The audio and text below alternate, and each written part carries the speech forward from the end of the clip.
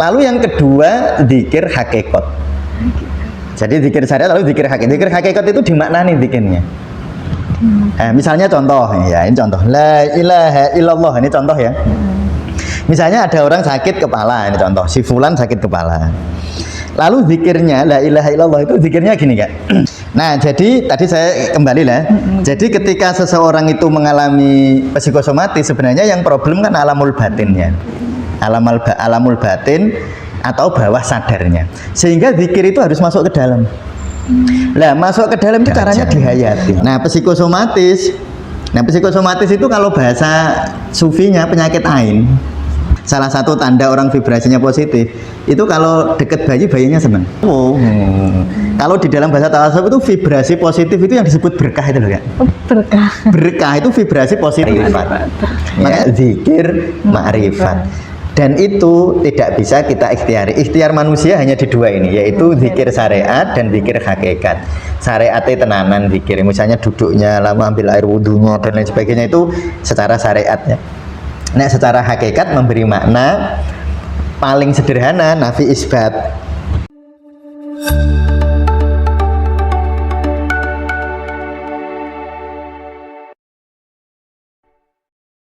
Assalamualaikum warahmatullahi wabarakatuh. Waalaikumsalam warahmatullahi wabarakatuh. Halo teman-teman Tasawuf Indonesia, jumpa lagi di channel Tasawuf Indonesia. Kali ini kita di sesi ngobati ngaji pengobatan sufi. Minggu kemarin kita telah membahas tentang 10 penyebab dari psikosomatis. Nah, untuk episode kali ini kita akan ke langkah praktisnya, yaitu tentang bagaimana zikir dapat mengobati, atau mungkin relasi antara zikir dan psikosomatis itu seperti apa. Kita langsung tanya ke Abang Mustami. Oke, bagaimana Bang untuk hari ini podcastnya? Ya, jadi nanti silahkan teman-teman yang mungkin baru melihat podcast ini. Kita membahas psikosomatis kemarin 2 episode, 2 minggu yang lalu sama seminggu yang lalu kita membahas tentang psikosomatis yang sebabnya ada 10. Jadi penyebab psikosomatis itu ada 10 ya. Nah, tetapi prinsipnya begini kami. Psikosomatis itu problem bawah sadar. Prinsipnya begitu. Jadi kalau yang problem karena di kesadaran itu sederhana. Sederhana karena kita sadari. Misalnya salah satu penyebab psikosomatis kan stres masa gini. Saat ini stres itu. Misalnya saat ini sedang ada masalah dengan suaminya. Kan stres, misalnya kalau marah kan hormon kortisolnya naik, kekebalan tubuhnya turun, sistem simpatisnya jadi yang dominan, parasimpatisnya tidak bekerja dengan baik, ya akhirnya terjadi gangguan pada sistem keseimbangan di dalam tubuh ya, terus sakit ya itu. Nah, tapi yang kayak imprin ya, penyebab penyakit karena imprin, penyebab penyakit karena mimpi, penyebab penyakit karena organ language ya, itu dia berada di bawah sadar. Misalnya stres masa lalu ya, misalnya 20 tahun yang lalu, misalnya seorang sekarang 40, lalu 20 tahun yang lalu waktu kuliah terjadi stres yang cukup panjang waktu itu, misalnya setahun atau 2 tahun pas skripsi, mengalami tekanan yang saat itu luar biasa, lalu munculnya problemnya sekarang gitu. Jadi sebenarnya problem di bawah sadar kan. Jadi untuk solusinya itu harus dibawa ke kesadaran dulu atau belum? Iya, berarti nanti solusinya kita harus masuk ke alamul batin kalau bahasa tasawufnya. Jadi kalau di bahasa tasawuf itu ada namanya alamul zohir. Alamul zohir itu alam lahiriah yang kita bisa sadar gini. Materi. Alam materi yang kita bisa kita akses lewat imajinasi indera kita ya, lewat pikiran masih kita bisa akses gitu. Tapi ada alamul batin yang dia tidak bisa kita akses ya. Nah, dia berada di bawah sadar. Nah, zikir itu, gini ya, makanya ini kita relasikan dengan zikir. Nah, zikir itu juga ada kedalamannya gitu. Jadi kalau orang itu zikir lisan, misalnya la ilaha illallah, dia hanya lisan saja. Karena misalnya zikirnya berjamaah, terus la ilaha illallah karena temannya la ilaha illallah ya, kan otomatis la ilaha illallah. Kalau hanya zikirnya di lisan, maka ya dia hanya di aspek kesadaran aja, dia di permukaan gitu. Jadi tadi gini kami, kalau kita mau bicara lebih lebih filosofis di dunia tasawuf ya, Di tingkat tasawuf itu ada alam mulek namanya. Atau alam dzohir tadi. Terus ada alam malakut. Terus ada alam jabarut, terus ada alam lahut. Nah, itu tingkatan-tingkatannya. Nah, ini namanya alam dzohir. Lah, problem psikosomatis itu di alam yang bawah ini. Di bawah sadar, alamul batin ini. Jadi dalam tanda petik kotornya alam malakutnya seseorang. Terhalanginya alam jaburutnya seseorang. Nah, tapi kan kalau saya pakai bahasa seperti ini tidak mungkin kurang populer ya, kurang populer dan agak sulit dimengerti. Makanya saya pakai alamul zahir sama alamul batin ya. Ya kan kalau nggak paham juga nggak apa-apa. Yang penting kan dipraktekkan gitu. Daripada saya pakai alam mulak, alam malakut, alam jabarut, alam lahut, wah nanti bingung lagi kan. Bukan hanya bingung. Pemakaian istilah semacam itu seringkali membawa orang ke imajinasi yang keliru soalnya. Kayak kegoipan nih. Ya, nanti bayangnya goib, wah alam malakut itu malaikat itu nanti bentuknya kayak kuda punya sayap kan gitu. Itu nanti itu sebenarnya kekeliruan di alam mulek, masih di alam mulek itu. Karena masih ada bentuknya itu. Masih berbentuk, masih bisa diimajinasikan. Padahal kalau nanti masuk di dalam dunia yang sangat dalam itu bighairi harfin wa hurufin, nggak ada huruf, bighairi harfin nggak ada huruf, wa bighairi sautin nggak ada suara. Nah, tapi daripada gitu sudahlah kita pakai ini ya, alamul zahir sama alamul batin. Nah, orang zikir itu juga sama kan, karena zikir itu ada zikir syariat. Ya, teman-teman bisa lihat di podcast kita di tentang zikir la ilaha illallah ya. Nah, di zikir la ilaha illallah kita ada saya jelaskan itu. Jadi zikir itu ada zikir syariat. Kita hanya la ilaha illallah secara lisan ya, hanya bergerak secara lisan, lisannya bergerak lalu mungkin tubuhnya ikut bergerak. Nah, itu kalau dia hanya di lisan tidak dihayati, maka itu hanya bermanfaat di alam zahir. Nah, misalnya manfaatnya yang saya ceritakan dulu, la ilaha illallah itu menuju jantung kan.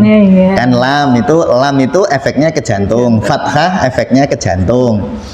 Lalu kalau orang membaca lam jalalah efeknya ke jantung, ke kolbu. Itu kan sudah kita jelaskan yang dulu ya. Jadi secara syariat misalnya la ilaha illallah itu akan membantu perbaikan organ pencernaan, dia akan menggerakkan diafragma. Nah, itu kalau orang zikir secara syariat. Tapi problem psikosomatis itu bukan hanya di superficial syariat itu. Iya, psikosomatis itu ada di dalam, lebih di dalam ya. Kalau mungkin bahasa yang teman-teman sering dengar itu bawah sadar gitu. Bawah sadar itu kan terminologi Jung itu ya. Jung itu yang dulu pertama kali menggunakan istilah bawah sadar itu, subconscious itu loh. Nah, kalau di Sufi sebenarnya sudah ada dulu itu konsep-konsep semacam itu ada gitu. Cuma lain istilah. Ya, istilahnya cuma beda aja. Nah, psikosomatis itu kalau bahasa Sufinya penyakit ain. Penyakit ain. Ya, nanti mungkin teman-teman bisa lihat di hadis-hadis. Jadi cuma sekarang itu orang itu membayangkan psikosomatis itu penyakit ain itu dibayangkan seperti sihir sih. Itu problematis kalau seperti itu sangat beda bukan sihir psikosomatis itu. Ya, itu problem bawah sadar atau yang disebut penyakit ain atau problem alamul batin. Nah, wong Jawa ada istilahnya, itu penyakit sawanen namanya. Sawanen berarti kayak bayi-bayi. Ya, bayi yang sawanen gitu. Karena bayi itu kan sangat bisa merasakan vibrasi kan. Sawanen itu kan, jadi problem sawanen itu adalah problem ketika seseorang terpapar vibrasi negatif. Ini dari emosi yang terjadi. Dari emosi, makanya bayi itu bahasanya karena bayi itu masih bighairi harfin, masih nggak punya data di otak, dia masih membaca bawah sadar, masih mudah membaca alamul batin itu mudah. Tapi nggak bisa mengatakan kan, memang nggak punya kata-kata. Mereka hanya bereaksi, misalnya tubuhnya terus demam. Atau tiba-tiba nangis gitu ya, tiba-tiba nangis. Bayi itu kalau sama seseorang yang vibrasinya positif ya, salah satu ya Kak ya, salah satu tanda orang vibrasinya positif itu kalau deket bayinya seneng. Iya, bayi digendong itu tiba-tiba diem kalau digendong. Nah, itu kayak ibu saya itu kalau cucu-cucunya nangis, kalau di dekat ibu saya diem. Itu vibrasinya positif namanya. Jadi kalau mau ngecek vibrasimu positif apa enggak itu ke bayi. Di bayi. Ke bayi itu kelihatan nanti vibrasinya positif atau negatif ya. Karena bayi itu masih netral, dia masih bisa menerima itu. Ya, dia kalau kita ini kan dibampeti sama ego, ya, sudah bampet. Jadi tidak peka terhadap vibrasi. Vibrasi itu juga ada di dalam bahasa tasawuf. Kalau di dalam bahasa tasawuf itu vibrasi positif itu yang disebut berkah itu loh ya. Berkah. Berkah itu vibrasi positif. Makanya sebenarnya assalamualaikum warahmatullahi wabarakatuh. Semoga engkau selamat, engkau dicintai dan engkau mendapatkan wabarakatuh itu, dan semoga engkau mendapatkan vibrasi positifnya. Misalnya makan itu kan Allahumma barik lana fima rozaqtana wa qina adzabannar kan. Ya Allah berilah keberkahan di makanan ini gitu. Lah berkah itu apa? Berkah itu bukan gizi. Kalau gizi itu yang jelas beda, itu fisik ya. Kalau berkah itu getaran. Jadi makanan itu punya getaran nggak? Jadi semua makhluk itu atau benda-benda itu ada vibrasinya. Ada vibrasinya. Nah makanya terus kalau kami makan, kalau baca di buku-buku kedokteran timur Kak, makan paling berbahaya itu makan ketika emosi. Jadi emosinya tervibrasi ke makanan. Pernah dengar juga penelitian ketika kita mengata-ngatai air putih, itu nanti airnya jadi secara vibrasi jadi negatif. Berarti juga mungkin kaitannya sama air doa gitu. Ya gitu, nanti urut-urutannya nanti ke sana. Ya, jadi itu sebenarnya logis ya. Saya bilang logis, belum bilang ilmiah. Kalau ilmiah nanti silakan dibuktikan. Tapi itu logis kan. Nah, jadi tadi saya kembali lah. Jadi ketika seseorang itu mengalami psikosomatis, sebenarnya yang problem kan alamul batinnya. Alamul batin atau bawah sadarnya. Sehingga zikir itu harus masuk ke dalam. Lah, masuk ke dalam itu caranya dihayati. Nah, gitu loh. Ada zikir syariat, terus zikir hakikat. Nah, jadi zikir itu kan levelnya 3 ya. Paling permukaan itu syariat. Nanti manfaatnya di hal-hal fisik, ya tadi yang saya ceritakan la ilaha illallah efeknya ke jantung dan lain sebagainya. Iya betul, nanti nafasnya. Jadi waktu zikir itu nafasnya begini-begini, itu efeknya kan ke fisik. Lalu yang kedua zikir hakikat. Jadi zikir syariat lalu zikir hakikat. Zikir hakikat itu dimaknani zikirnya. Misalnya contoh, ya ini contoh la ilaha illallah, ini contoh ya. Misalnya ada orang sakit kepala, ini contoh, si fulan sakit kepala. Lalu zikirnya la ilaha illallah itu zikirnya gini Kak. Mungkin teman-teman akan lebih jelas lagi jika mendengarkan podcast saya yang tentang zikir la ilaha illallah ya. Itu saya jelaskan, bahkan sudah ada tutorialnya itu. Ada tutorialnya. Jadi gini. La ilaha itu namanya nafi. Illallah itu isbat. Kalau dalam konsep sufi ya, la ilaha itu enggak ada apa-apa illallah kecuali Allah. Nah artinya kalau kita praktekkan dalam konteks psikosomatis, misalnya gampang pusing. Ustadz saya kalau sore kok pusing ya, masa sore tok kalau pusing, kan aneh itu. Orang bayangannya aneh itu biasanya psikosomatis, sakit-sakit model aneh itu. Itu biasanya psikosomatis ya. Nah kan misalnya dia pusing ya, lalu dinafi dulu. Nafi itu tidak ada yang bisa menyembuhkan pusing saya, namanya nafi. Illallah kecuali Allah. Nah jadi ini kayak template gitu loh Kak. La ilaha illallah itu template. La ilahanya nafi, illallahnya isbat. Jadi template, misalnya problem apa? Misalnya nyun sewu ini, misalnya problem perjodohan. Ini contoh ya. Waktu la ilaha memaknai tidak ada yang mendatangkan jodoh, namanya nafi ya. Illallah kecuali Allah. Nah di isbat. Jadi nafi isbat tergantung problemnya. Nah ini zikir la ilaha illallah itu gitu. Zikir la ilaha illallah itu zikir nafi isbat namanya. Nah nanti mungkin teman-teman nanti bisa, wah nafi isbat itu apa ya, bisa cari sekarang itu cari ilmu gampang. Cara tanya AI atau tanya Google ya, atau tanya YouTube gitu. Ada namanya nafi itu gak menafikan, isbat menetapkan. Jadi sabit kolbi, ya Allah teguhkan, jadi menegakkan, itu namanya isbat ya. Jadi ada nafi, ada isbat. Jadi kalau problemnya psikosomatis, misalnya ada seseorang yang punya problem, sebenarnya gini Kak, Ini kalau kita bicara lebih ke dalam ya. Kalau teman-teman membaca konsep-konsep pengobatan modern, ya, yang pengobatan yang sudah mulai memahami sesuatu melalui fisika kuantum. Kan sekarang biologi itu kan biologinya biologi kuantum, ya. Jadi dulu waktu saya kuliah Kak, biologinya biologi Newtonian namanya. Biologi yang hanya terpaku pada ruang dan waktu. Tapi sekarang ada biologi kuantum. Ada kemungkinan-kemungkinan. Iya, biologi kuantum itu contohnya placebo. Placebo. Ya, nanti kita bahas ya, ingat ya, minggu depan kita bahas placebo Kak ya. Ya, placebo. Placebo itu orang dikasih obat padahal bukan obat tapi sembuh. Karena dia yakin itu obat. Karena sugesti. Nah, jadi pengobatan karena keyakinan. Itu termasuk biologi kuantum itu membahasnya. Nanti ada teman-teman bisa membaca Biology of Belief. Nah, kan ada yang nulis itu Bruce Lipton namanya, yang nulis itu ilmiah. Nah, itu kalau membaca itu membaca dari sisi ilmiahnya. Nah, baik. Jadi ada nafi isbat ya, nafi isbat. Jadi kalau tergantung, misalnya kalau orang sudah biologi modern itu Kak, semua ya hampir semua penyakit itu psikosomatis loh Kak. Ada peran psikosomatisnya. Diabetes itu ada peran psikosomatisnya. Ada peran gitu.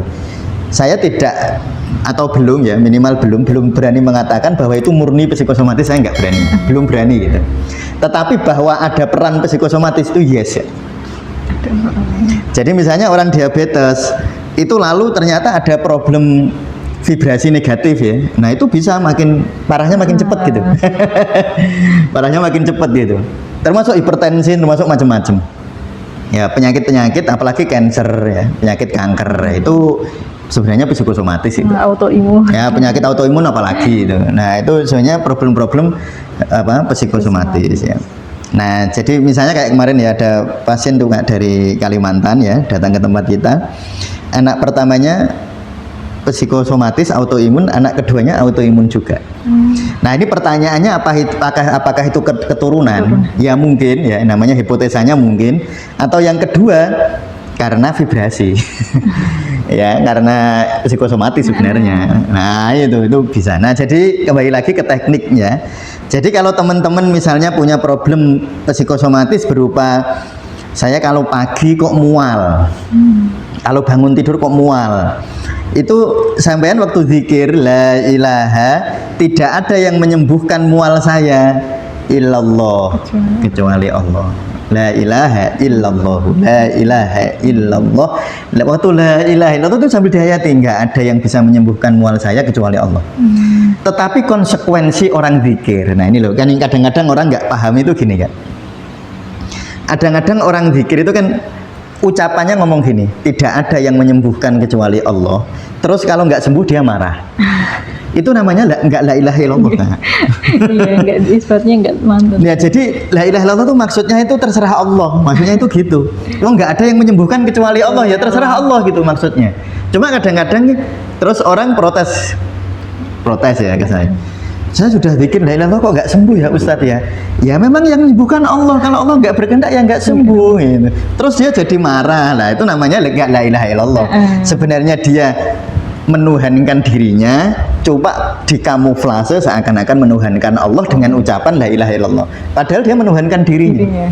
Dia menganggap bahwa amalnya la ilaha illallah itu akan menyembuhkan. Ini sebenarnya itu masih masuk ranah yang syariat tadi. Ya masih syariat. Jadi berarti zikirnya masih di ruang-ruang syariat. Dia belum masuk ke sini walaupun sudah nafi isbat. Karena nafi isbat itu tidak hanya melibatkan kata-kata tapi melibatkan rasa. Ya, ulangi ya, nafi isbat itu atau zikir hakikat itu tidak hanya melibatkan kata tetapi melibatkan rasa. Jadi walaupun kata-katamu la ilaha illallah tapi gak rasa gitu, gak ada rasanya kepasrahan kepada Allah, ya sebenarnya gak la ilaha illallah ya. Itu ya masih ucapan la ilaha illallah. Nah itu loh, ini yang orang sering salah paham. Jadi sebenarnya konsep-konsep pengobatan kan kalau neng Al-Quran kan apa faidza maridtu wa huwa yasfin. Ketika aku sakit Allah yang menyembuhkan. Itu tidak berarti ketika aku sakit Allah pasti menyembuhkan. Enggak ada kayak gitu.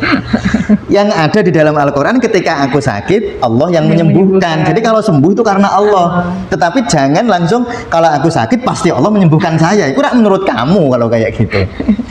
Iya kan? Kesalahan berpikir. Itu namanya logical fallacy. Ya, jadi logika yang keliru. Jadi bukan begitu. Jadi misalnya ya kayak begini ya Kak ya. Ud'uni astajib lakum. Berdoalah kepadamu pasti akan aku kabulkan. Iku maknanya bener, tetapi bisa keliru. Nah, bisa kelirunya gini. Ud'uni yang keliru ini ya. Mintalah kepadaku, kata Allah menurut yang ngomong ini. Astajib lakum, pasti akan aku beri sesuai permintaanmu. Enggak gitu. Ud'uni astajib lakum itu. Jadi Allah itu enggak pernah berjanji bahwa kalau kita minta dia akan beri. Enggak ada janji itu. Usah di Al-Qur'an ada ud'uni astajib lakum. Ya, siapa bilang maknanya ud'uni astajib lakum itu kalau kamu minta pasti aku beri. Itu Allah ngendiko kalau kamu benar-benar memanggil saya datang gitu. Jadi ud'uni itu memanggil Kak. Memanggil udhuni itu maknanya ngundang, memanggil itu ya Allah itu. Man jahadu fina lanahdiyannahum subulana. Kalau kita betul-betul yang dicari Allah, Allah pasti ngasih jalan. Nah, itu janji Allah. Nah, kalau kita mencari dunia, ya wallahu a'lam kalau itu ya bisa beri, bisa diberi, bisa enggak. Sakit juga gitu, bisa sembuh, bisa enggak. Nah, kalau misalnya ya nyuwun sewu, kalau orang berdoa kalau sakit terus pasti sembuh. Mater nggak ada orang sakit dong. Dunianya penuh. Wah, dunianya penuh dan itu nggak logis ya. Ya. Dan itu ya bukan hanya nggak logis ya, tetapi ya menyalahi hukum alam.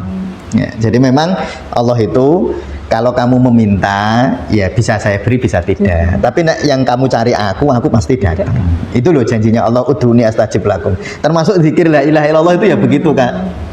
Jadi jangan sampai bilang begini, kata Pak Mustamir, kalau saya zikir la ilaha illallah maka sembuh. Saya yang bilang begitu siapa? Nggak ada yang bilang begitu. Jadi saya hanya mengatakan bahwa ketika orang zikir masuk ke dunia hakikat, berarti dia semakin dalam meresiki yang di dalam. Tetapi proses itu pada akhirnya hasilnya ini ya terserah Allah lagi. Makanya zikirnya la ilaha illallah. La ilaha illallah itu kan kalau di breakdown nggak ke bawah, raditu billahi robba. Kita itu ridho bahwa Allah itu Tuhan kita. Ridho. Lah ridho itu yang namanya ridho ya terserah Allah gitu. Mau diberi sembuh ya ridho, mau nggak diberi sembuh ya ridho. Jadi nggak ada orang begini nih. Kalau jenengan ikhlas Bu, jenengan sembuh. Saya sudah ikhlas tapi nggak sembuh loh. Ya namanya belum ikhlas. Namanya belum ikhlas gitu. Nah terus gimana Ustadz? Ya diakui aja. Nah orang itu mengapa menjadi sulit ya? Ya sulit di dalam perjalanan spiritual karena nggak mau mengakui lalu mencari alasan gitu. Jadi misalnya zikir terus egonya nggak terpuaskan ya. Misalnya zikir karena problem psikosomatis, misalnya problem lupus ya, lalu dengar podcast ini lalu dia zikir la ilaha illallah. Wah sudah sesuai Ustaz yang Ustaz sampaikan, saya sudah la ilaha sudah saya nafikan. Tidak ada yang bisa menyembuhkan penyakit lupus saya illallah kecuali Allah. Saya sudah lakukan Ustaz setiap hari tapi kok nggak sembuh. Nah saya bilang memang yang menyembuhkan itu bukan kata-kata la ilaha illallah, yang menyembuhin Allah. Jadi la ilaha illallah sebenarnya menyadarkan ke situ itu loh Kak.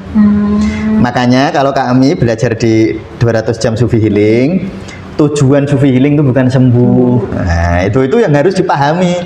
Tujuan Sufi Healing itu meningkatkan level nafas. Bukan sembuh. Beda mbek tujuannya dokter. Sembuh. Kalau tujuannya dokter ya sembuh tujuannya. Tujuannya pengobatan bekam ya sembuh, kolesterolnya medun, kolesterolnya turun, itu tujuan pengobatan bekam.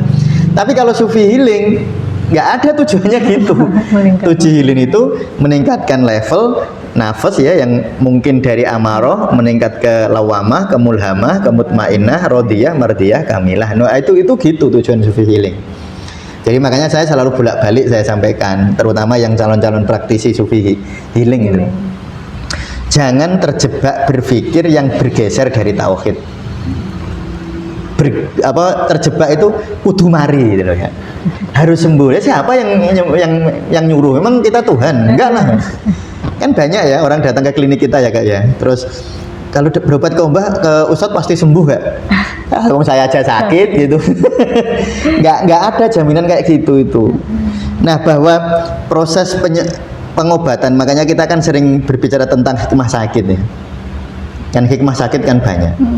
Jadi orang sakit itu Allah mendatangi kita saat kita sakit. Lalu doanya orang sakit itu kadu'ail malaikat, kayak dungane malaikat. Ya sebenarnya Sufi healing itu menuju ke situ gitu. Meningkatkan level nafasnya yang dulu egonya sangat kuat lalu jadi tidak kuat. Kalau semakin menipis nanti kan semakin jernih nih. Ya betul, egonya semakin jernih, maka ruhaniyah akan semakin termanifestasi. Kalau bahasanya Sirul Asror, maka lahirlah tiflul ma'ani kita. Tiflul ma'ani itu bayi maknawi atau bayi ruhani yang memang sejak dulunya, atau kalau bahasa diri sejati. Ya, itu kalau bahasa, mungkin bahasa yang lebih mudah dipahami. Cuma ya kadang-kadang kepleset lagi memaknainya guru sejati. Ya, jadi kita kembali gitu ya. Jadi sekali lagi ya teman-teman, itu zikir, saya tidak mengatakan bahwa zikir ini pasti menyembuhkan psikosomatis, tapi zikir ini akan membawa kita kepada makna yang lebih dalam daripada sakit itu. Jadi menyadari yang sakit itu ya kok Gusti Allah, yang menyembuhkan ya Allah. Ya, dan Allah itu nggak pernah salah. Salah itu ketika nempel di ego kita kan. Nah, yang menyebut bener salah, misalnya sakit salah, sehat bener, miskin salah, kaya bener, sukses bener, gagal salah, itu kan ego. Tapi kalau itu kita melihat ke dunia spiritual, nggak ada bener salah, karena Allah itu selalu bener. Tetapi memandangnya nggak bisa dengan ego. Kalau dengan ego ono bener salah. Dan kita mau nggak mau itu hidup pakai ego memang. Kalau nggak ada ego juga. Ya memang hidup itu ya memang dinamikanya kan karena ego itu kan dinamikanya. Ya, jadi ini lagi ya. Jadi tadi ada zikir ya, kita ulangin, ada zikir syariat, lalu zikir hakikat, lalu ada zikir makrifat. Nah, zikir makrifat ini nggak bisa diikhtiari kalau itu. Hadiah itu. Ya itu hadiah. Itu namanya kita berada di dalam keheningan. Keheningan yang luar biasa indah itu. Dan itu nggak bisa kita ikhtiari karena sesaat kita kepengen langsung nggak jadi. Nah itu uniknya. Kayak orang tidur kan. Orang tidur itu sesaat dia pengen nggak bisa tidur. Tidurnya itu ya setelah beberapa saat nggak pengen kan. Itu uniknya. Jadi itu namanya keheningan ya. Nah kalau dalam bahasa hadis, as-sholatu imaduddin wafsumtu afdol. Sholat itu tiang agama, keheningan itu lebih utama. Maksudnya sholat itu harus menghasilkan keheningan gitu. Itu namanya sholat ma'rifat. Ya, zikir ma'rifat. Dan itu tidak bisa kita ikhtiari. Ikhtiar manusia hanya di dua ini, yaitu zikir syariat dan zikir hakikat.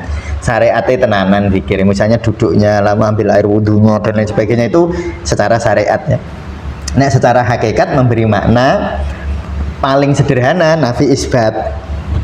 Itu yang paling sederhana ya, nafi isbat itu. Jadi kalau ada teman atau saudaranya yang ada problem penyakit tertentu, itu dinafi. Nafi itu tidak ada yang menyembuhkan diabetes saya kecuali Allah, tapi dimaknani Allah yang menyembuhkan. Dan Allah juga berhak tidak menyembuhkan. Nah, itu harus dimaknani kayak gitu deh. Itu baru makna yang dalam. Ya, jadi sembuh nggak sembuh itu tergantung Allah lah, gitu gampangannya gitu. Maka ketika nggak sembuh ya dari Allah, ketika sembuh ya dari Allah. Iya, kayak ketakwaan gitu. Ya namanya ketakwaan, ya namanya itu takwa. Makanya kalau di dalam surat Al-Nasrah itu simboliknya sangat luar biasa. Inna ma'al usri yusra, fa inna ma'al usri yusra. Wong urip kuwi isine kan seneng, susah, angel, gampang. Inna ma'al usri yusra, ma'a itu ya gandengan. Bergandengan, bersama susah ada seneng, bersama seneng ada susah, bersama mudah ada sulit, bersama sulit ada mudah. Jadi satu kesatuan. Jadi satu, makanya fa iza faraghta fansab. Nek wis sadar ngono iki sop munggah. Jadi maksudnya langsung ke hukum non dualitas. Wa ila rabbika farghab. Dan kepada Tuhan lah, langsung ke hukum non dualitas. Karena kalau bagi Allah ora ono seneng susah. Gak ono angel gampang. Tidak ada kanan kiri, tidak ada sukses gagal.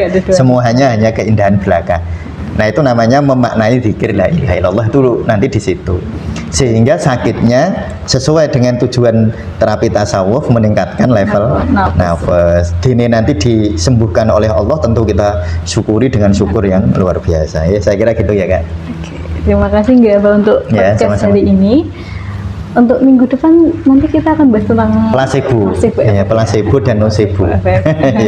Placebo dan nocebo. Untuk Ya. podcast kali ini, jadi kita untuk berzikir itu jangan hanya di dimensi syariat, kita usahakan ikhtiarkan sampai dimensi hakikat, dan kalau Allah berkenan nanti kita akan mendapatkan arifatnya. Jadi kalau kita udah sampai hakikat, nanti ego kita menipis sehingga apa ya, antara sakit ataupun sehat itu bukanlah suatu hal yang menjadi masalah gitu, dan nanti untuk kesembuhan dan lain-lain insya Allah akan disembuhkan bila Allah meridhoinya. Terima kasih untuk teman-teman yang sudah menonton podcast Ngobati kali ini. Mungkin kalau ada ide ataupun pertanyaan bisa dicantumkan di kolom komentar. Sekali lagi terima kasih. Wassalamualaikum warahmatullahi wabarakatuh. Waalaikumsalam warahmatullahi wabarakatuh.